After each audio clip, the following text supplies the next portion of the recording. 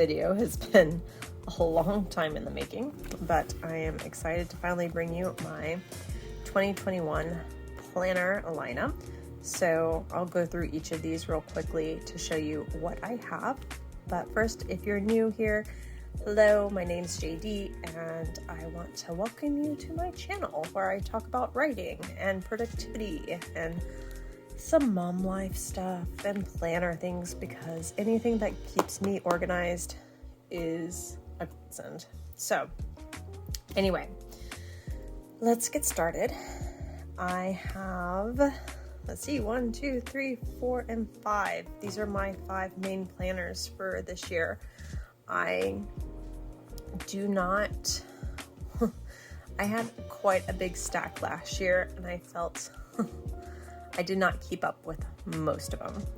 I have pared it down to 3 that I'm using, that I was using last year, kind of.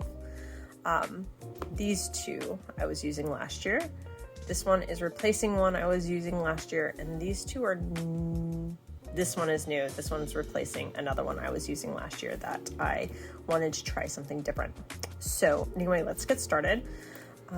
First, I am going to go with the one, my main planner.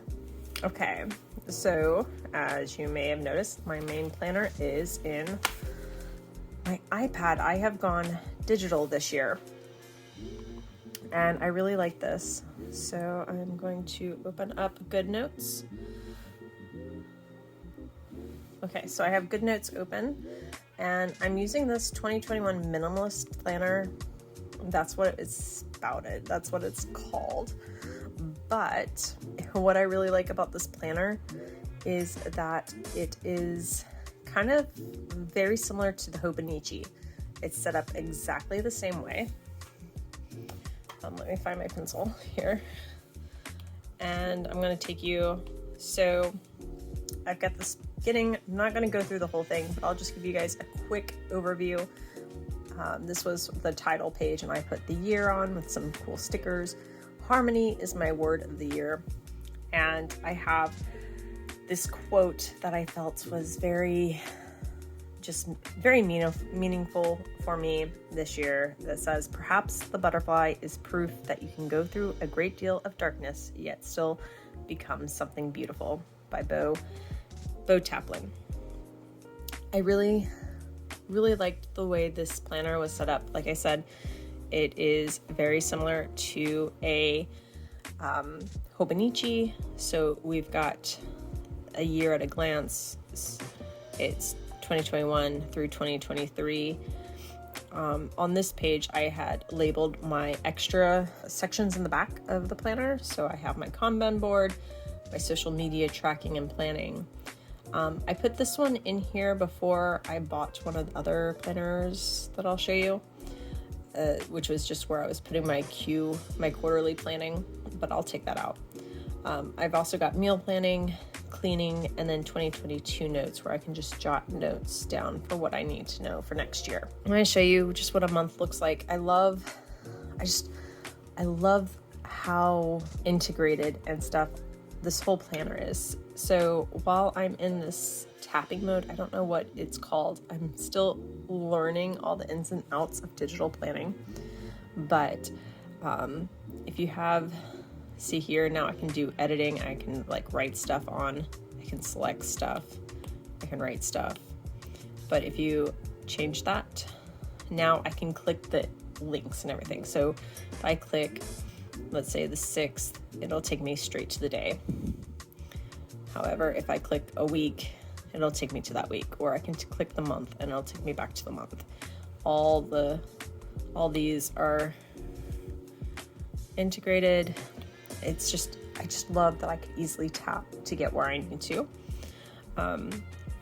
And I love that it has the weekly, the monthly, and the dailies. I was afraid that the daily pages, because before this year started, I was using a free planner that had a 2-page spread for the day. So it was just 2 empty pages. But I was missing the timeline here. And so that's one of the things that drew me to this, but I was afraid I was going to have trouble switching to having a 1-page daily, but I am actually finding I'm not using the dailies up too much at all. But I really love this planner, and it works out so well. It's so pretty. I love the fact that I can easily put things ahead. I love that I can easily import stickers. So like some of my favorite books come out in March, and this is April, I'm sorry. And I'm able to put the book covers on the dates of their releases and stuff. And it's just really nice. I got this planner. I'm going to link all my planners down below. This planner is from Digi Sparkles on Etsy, and they also have their own website as well, and they've got some stickers, and it's really neat. But that is my main planner, and it's on my iPad, which I love that I can easily grab and go. Next planner that I'm using, I have printed out and in this really pretty binder I had laying around, but it is the HB90 2021 Goals Planner. And this planner is for the whole year. This is another yearly planner, and it separates everything out by quarters, and it's put together by heart breathings, and it's just amazing. So like I said, link to it is down below, but now I could have, if I wanted to, imported this, because when you buy it, it's a digital download for you to print. I could have imported it into my iPad, but I feel for this one, I like having it lay open on my desk, and I like being able to, like, planning my ideal week, being able to put that on paper is just, I don't know, there's something about putting the actual pen to paper for these things that's nice. So what I like about these is you get the monthly spread, and what I've done, I've kept the monthly spread right now pretty empty. I'm trying to be better about overbooking myself and whatnot. And so right now I've just put my Wattpad release schedule on here, and I'm trying, even that is not set in stone. This is actually written with erasable pen, but so far I've kept up with it. And then on each page there's tasks. So like I can write down all my tasks, and then I have a weekly review that I can do at the end of the week, which is nice. And then I think there's even, a monthly review for each month. And then you get into the new month, and then you can do the tasks again. So this planner tends to stay open to the current week, where right here, and then it just stays on my corner of the desk right there. So I can always kind of check things off as I get them done. However, if I need my desk space back, I can easily put it on my back bookcase, and that helps too. Next, and I'm going through these pretty quickly, but feel free to leave any questions or comments down below. Okay, so this is one I had from last year. It's the same cover from last year, but this year I got a plastic protective cover. It is a Hobonichi Teco Cousin in the A5 size. And let me see. Yep. Hobonichi Teco Cousin 2021. And I get this in the A5 size. And I have a couple things in here. You can see I have my tarot cheat sheets that I use for identifying the cards. I basically just printed these out. These were a freebie I got from Biddy Tarot. God, I can't even remember when I got them. But I was able to print them out, and I just stack them together and laminated them so they hold up a little bit, hold up well. So I have the major arcana on one sheet, and then swords, wands, cups, and pentacles. And those are just very handy to have, especially in this planner, which is where I keep all my tarot readings and stuff. So I'm drawing a card a day. I did a few yearly readings, one with a tarot coach and then one on my own. And so I basically ended up pulling a card for each month. of the year. And so I have those listed down here so I can kind of reflect on how that's going. These are where I've been pulling one card a day to kind of represent my, not necessarily goal for the day, but just kind of the theme. So I've got that. On the monthly pages, I note big astrological stuff going on. So like the new moon, or planets going retrograde, Mercury retrogrades for sure, full moons, and some other astrological stuff that is prevalent to me. And then, let me see if I can get this going. On the weeklies, I don't know if you guys can see very well, but I track a couple different spreads. I do a 2-card spread, and I write each of those down. Basically my challenge for the day and how I should face that challenge. I do a generic 3-card spread of what I should know for the day. And I write what I pulled as well as the little definition from these little cards. And I found that by doing that each day, it's helped me kind of start to learn the decks. And so when I'm starting to pull things, I can almost intuitively say, okay, this is what this card means. And it's just helping me learn my decks a little better. I'm studying them better.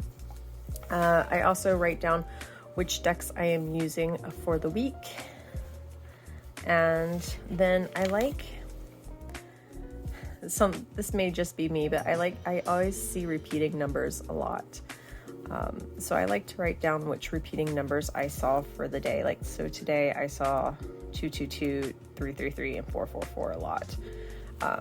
I also dreamed about elephants last night, and that's very odd for me. It's not common for me to remember my dreams. I do dream a lot, but I don't always remember, and that was one thing that stood out in my dreams last night. So I like writing down just the little synchronicities and stuff that happens throughout the day. And this is cool. This is just what they call a pencil board. Because the Hobonichi paper is so thin, I like to put a pencil board down underneath the page when I write to just kind of help protect the page and keep me from pressing through too hard. But that's one of the things I love about the Hobonichi paper is you just kind of, it's very nice to kind of feel after you've written on the whole page. So that is that. And then also in the back of the Hobonichi A5, you have daily pages. And these I find harder to use. I don't use them on an everyday basis. So I did my yearly spreads here, more yearly spreads. I think this was my what the fuck spread. So when I do an extra spread during the day, sometimes in the evenings or on new moons or full moons, I will write the spreads out that I do. I will also write, or I'll journal in here sometimes. I'll do manifestation work in here sometimes, and just have it as a free space to journal sometimes too. So that works really well. But that is my A5 tarot and spiritual journal. This sticker is cute. I got it from Plan Your Spoon's shop. It came with one of my orders, and I was just like, it's so cute. So I stuck it on top of this, and I love it. So, and that is my A5 journal. On to the A6 journal. Now, this is also a Hobonichi. I am actually a really big fan of the Hobonichi, and I order my Hobonichis directly from the Hobonichi site, because when I do order, I just tend to order a whole bunch, and it makes the shipping worth it. I also like supporting companies in Japan because One, I really like their products and they're really high quality. That, and I also really love Japan and I love traveling to Japan. So usually if it's one of my travel years, I will kind of stock up while I'm there on these sorts of things. But of course, 2020 being 2020, I did not get to go to Japan in November like I was planning. So I ordered. This is the A6 Hobonichi Tekko Cousin. And when I ordered this one, I have never had an A6 Hobonichi before. So I did not know what I was expecting. I didn't know what I was actually going to get. And I thought it would perhaps have the monthlies, weeklies, and dailies like the A5. But I was wrong. And it only has the monthlies and the dailies. So when I got it, I was kind of stumped for what I wanted to use it for. And at first I thought I was going to use this one as my tarot journal. And this little card does not want to go back in. There we go. There we go. But that wasn't going to work out because it was not going to be enough room for everything I wanted to do. So I have decided I started using it as like a journal, just a regular journal. And what I am doing, I came across this book on Amazon and it's by Hannah Bryan. I am horrible with names and pronouncing names, so I am very sorry. I probably said that wrong. But this journal, it's a book of journal prompts, and there's one for each day of the year. And it's called The Year of You, and it's all about creative self-discovery. And I just really liked the premise of this book. And so basically, each day it gives you a prompt, a question, or something to answer about yourself.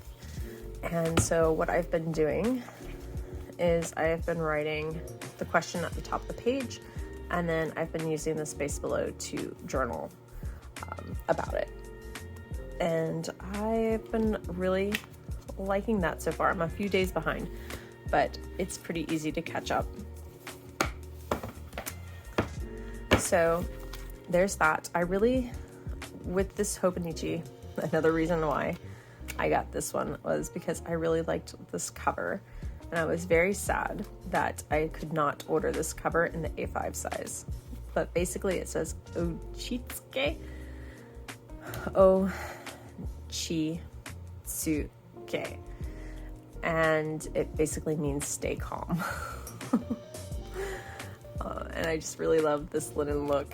These covers are pretty neat. You can get into the pockets here, you can get other pockets here. It's the same with the A5 size. If you go in the back, for a while I was keeping those tarot things in the very back but I love the fact that it has this like almost Ziploc kind of pocket here because then nothing comes out. So, and that was also, I love this one. This also came from Plan Your Spoons. It was a freebie. I think it might still be a freebie at her shop. So if you're interested in it, maybe check out Plan Your Spoons. I will make sure to leave a link to her site below. But yeah, so those are my two Hobonichi Tekkos. I have one more Hobonichi that I have right here, and it is in my Kikki. So I was watching Sarah Cannon's planner lineup, and she has a Hobonichi Weeks, which is what I have in here. And she mentioned putting hers in a Kikki wallet, and that was like what I've been wanting to do. Let's get a coupon out of here. But for the life of me, I could not find a wallet to put it in. I tried putting it in a traveler's notebook, and that didn't work. It was too bulky, too thick, and things kept falling out of it. And so when she mentioned she was going to put hers in a Kikki wallet, I was like, sold. I went almost like directly to their site and ordered way too much. Basically just, again, to justify the shipping because it was coming all the way from Australia. But I got this really nice linen color wallet that I love, and I am obsessed with this now. Now, this is a Hobonichi Weeks, and it's just a regular Weeks. It's pretty thin. And it's kind of hardcover-ish. I think I've got the hardcover. And again, I got the plastic cover as well. And what I use this for is my budgeting and finance wallet and spending tracker. So as the week goes on, so I've already set it up for the new week, I track my spending here and I total it at the bottom. I also, on the monthlies, I don't know if I can pull open a monthly without showing, because I don't want to show you guys all my financial information. But on the monthlies, I will put any sort of bills coming up, or I will also write down transfers into my savings accounts or the kids' savings accounts and stuff like that. Basically, just make any note. I will also note if I'm doing a no spend that month or what any savings goals may be. So that I'm finding very helpful. I like this. I'm surprised I like it as much as I did. Last year I had a Erin Condren Deluxe monthly, and this works out so much better because I find I'm using it on a daily basis, and especially since I can fit it into my wallet and I can carry it right there. And then my Pin Gems even fits. So this is a Pin Gems pin. I can even fit that in there with my Hobonichi Weeks and all my different debit and credit cards and the pin. And it zips closed and it's still not super bulky. So it works amazing. I really, really enjoy having this, and I am so glad I got the idea from Sarah. Anyway, that is my planner lineup for 2021. I know this was very quick video of my 2021 lineup, but I wanted to get it out here before it got too much later into the year. If you like this video, please give it a thumbs up and leave a comment in the comments section. And I will see you guys next time. Peace, love, and happy writing, y'all.